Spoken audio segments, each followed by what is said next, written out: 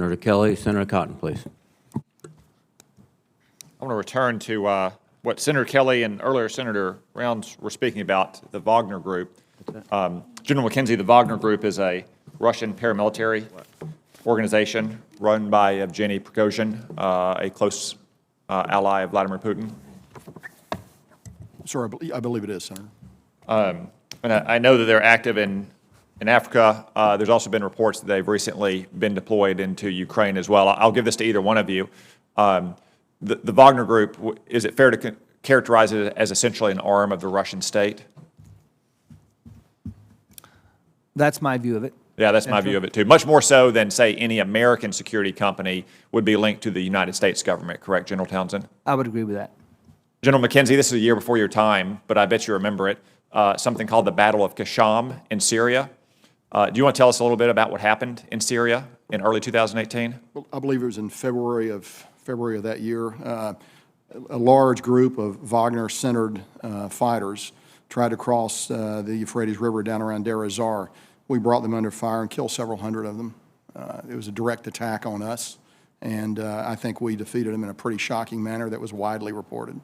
Do you remember the numerical superiority that these Wagner mercenaries had against U.S. forces? It was probably 10 to 1. 10 to 1, they outnumbered U.S. forces. Probably.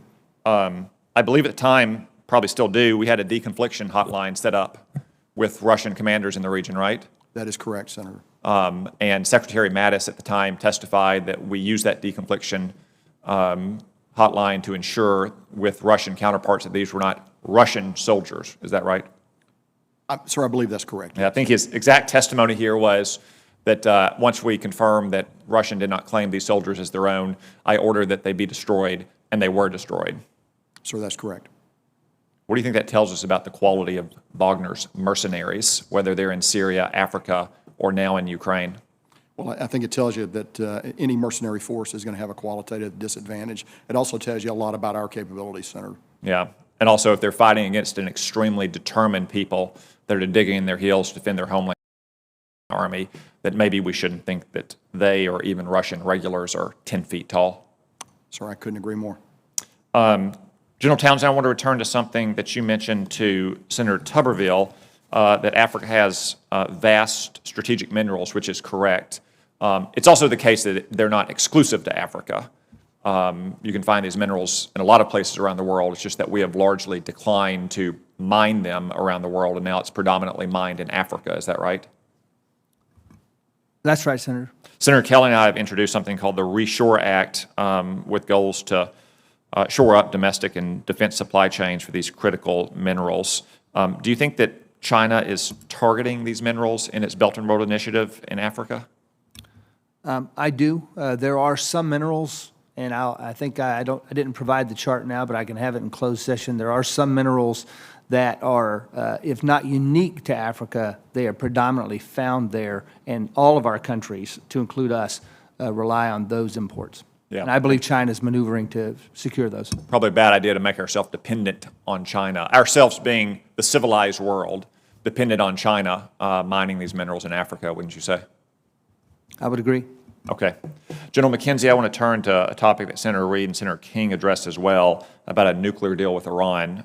They both asked you kind of in the abstract if it's better to have a nuclear deal with Iran that prevents them from getting a nuclear weapon irrespective of their aggression in the region. In the abstract, I would agree with that, and I think you did as well. But the deal actually needs to stop them from getting a nuclear weapon or becoming a threshold state to achieve that goal, right? Senator, I would agree. Yes, sir. Yeah, and I would say that just like the 2015 deal did not achieve that objective, certainly the media reports about the directions of the current negotiations wouldn't achieve that objective either.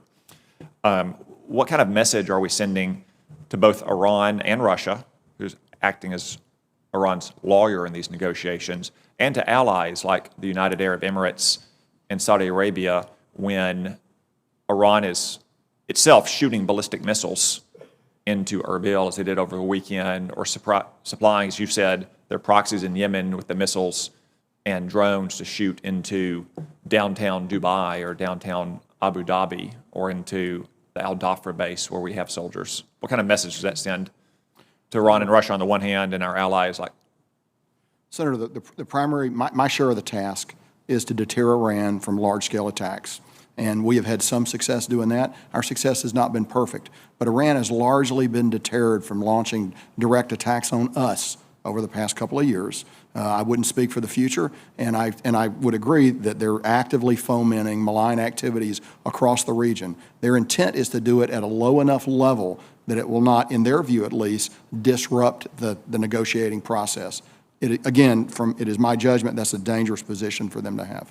And well, that would be the intent usually of weaker revisionist powers throughout history, to always operate right below the level of retaliation and to therefore gradually accumulate more strategic advantage, right?